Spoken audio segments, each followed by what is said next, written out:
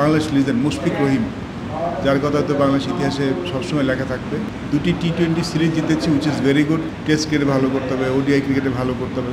Bangladesh cricket যেখানে ছিল সেখানেই আছে। মাঝখানে একটু খারাপ সময় গেছে আমাদের, that can happen with any team. আমাদের টিমটা কিন্তু একটা ট্রানজিশন পিরিয়ডের মধ্যে যাচ্ছে। নতুনরা জায়গা করে নিচ্ছেন, পুরনোরা চলে গেছে। এই ট্রানজিশন পিরিয়ডটা কিন্তু যে কোনো দলের জন্য একটা খারাপ, উত্থান পতনটা বেশি হয়। পারফরমেন্সের গ্রাফটা অনেক সময় নেমে যায়, কনসিস্টেন্ট থাকে না। আমাদের কিন্তু ঠিক সেটাই হয়েছে। বাট আমি খুশি যে আমরা আবার আগের ফর্মে ফিরতে বেশি সময় নেইনি।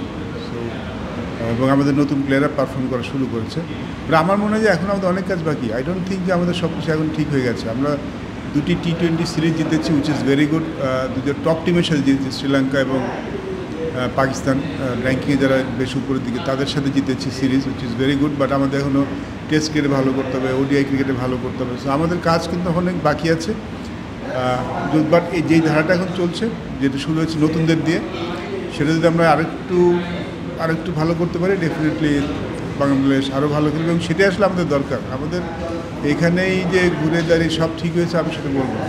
পার্থক্য তো অনেক হয়ে আছে। এখন তো ক্রিকেট অনেক ফাস্ট হয়ে গেছে, ক্রিকেটের সংখ্যা অনেক বেড়েছে। যেহেতু 3টা ফরম্যাট এখন খেলা হয়। আগে তো আমাদের 2000 সালে তো শুধু টেস্ট ক্রিকেট আর ওডিআই ক্রিকেট ছিল। এখন টি-20 ক্রিকেট সাথে যুক্ত হয়েছে। সো এখন সারা বছরই খেলোয়াড়দের ব্যস্ত থাকতে হয়। তো এই ফিটনেসটা অনেক বড় ইস্যু হয়ে দাঁড়াচ্ছে এখন।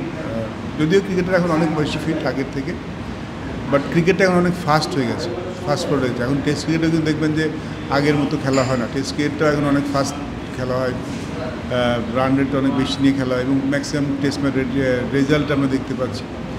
আমাদের ক্রিকেটারদের স্কিল আগের থেকে খুব বেড়েছে তা বলবো না, বাট ডেফিনেটলি এখনকার ক্রিকেটের পাওয়ার হিটিংটা অনেক বেড়েছে। ডিফারেন্স বলতে যদি বলেন আমি সেটাই বলবো। নতুন একটা ব্যাচ শুরু করেছে বাংলাদেশে। এই ব্যাচটাকে আমি একদম প্রথম থেকে দেখেছি। ওরা যখন হাই পারফরমেন্সে তখন থেকেই আমি এদেরকে দেখেছি। কেউ একটু পরে এসেছেন, বাট মোস্টলি তারা যখন শুরুর দিকে তখন থেকে আমি ওদেরকে দেখছি। সো ভালো লাগছে যে ওরা ভালো করছে। মোনালিসা হেভি ফ্লো 15 পিস প্যাকেটের সাথে 8 পিসের একটি প্যাকেট একদম ফ্রি।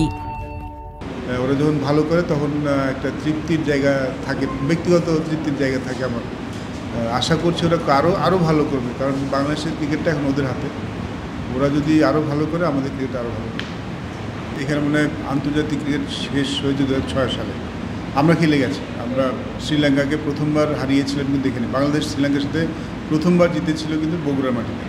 আমরা টেস্ট খেলেছি এখানে। সো ওয়ান্ডারফুল ভেন্যু, এবং যতগুলি ভেন্যু আছে বাংলাদেশে, এখানে ক্রিকেটাররা খেলতে পছন্দ করে, কারণ এখানে উইকেটটা চমৎকার। এবং আমরা এখনও যখন দেশের বাইরে স্পেশালি সেমি কন্ডিশনে খেলতে যাই, নিউজিল্যান্ড, সাউথ আফ্রিকা, অস্ট্রেলিয়া, আমরা কিন্তু বগুড়াকে প্র্যাকটিস ভ্যানু হিসেবে ধরে রাখি। এখানে কিন্তু টিম প্র্যাকটিস করে যায়। এখন সিলেটও করছে, বাট অনেক সময় আমরা হাই পারফরমেন্স টিম এইটা ভেন্যু চুজ করি বিকজ উইকেটের জন্য। ভেন্টিলেশনের কাজ একটু বাকি, সেটা করতে পারলে ডেফিনেটলি আমি মনে করি যে এখানে আন্তর্জাতিক ক্রিকেট আবার ফিরিয়ে আনা সম্ভব। দেখুন, বগুড়া থেকে ঠিক এই মুহূর্তে 2জন খেলোয়াড় বাংলাদেশ জাতীয় দলে খেলছে।